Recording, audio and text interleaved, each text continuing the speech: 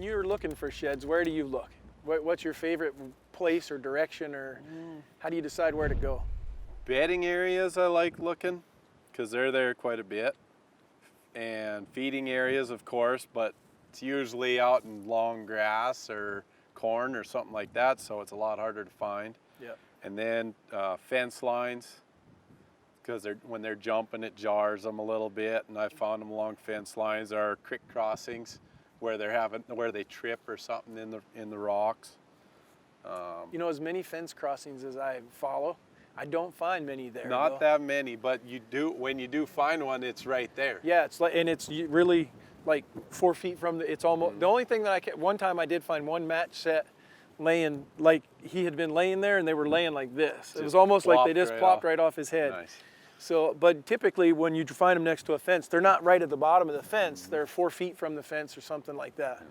What about trails?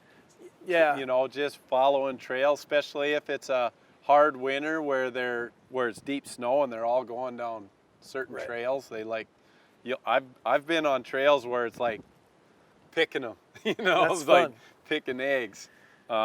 Haystacks. Yep. If there's any feeding areas like that, I've seen Again, where, it's the weather that's dictating they're having to feed there. That's why it's harder when we have these like mild winters. because they're it's so spread scattered. out, right? The animals are healthy, so they're not shedding right. Like, and I do believe that when they get stressed, Right. you're going to If start it's to see super cold, they all dump. If it's just nice or average, it could be a month in between. But no, it's a cool deal. I mean, I agree with all that, I think. But if you had to pick one, would you go to the bedding area or the feeding area? I don't know. I found about 50-50. I think I'm going to the feeding area. The feeding area is probably early. easier. Right, and I can cover more ground there early. And then when I start like running out, I'm not finding any, I'm going to the bedding area. Right. And then at least I feel like I'm sneaking around now. I'm going into those deep areas and stuff like that. And it's good for scouting for hunting. Absolutely. I mean, if you're down there looking, there's trails, there's crossings, all that good stuff. So The only bad thing is when you find dead heads. Yeah. That's a depressing day.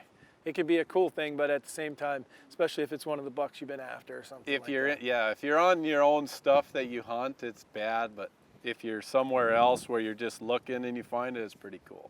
Yeah, so hunt the beds, hunt the edges. Edges is probably one of my favorites of the two. But other than that, it doesn't really matter how you do it. Just get out and do it. If the deer are there, they can fall off. It doesn't matter. Right.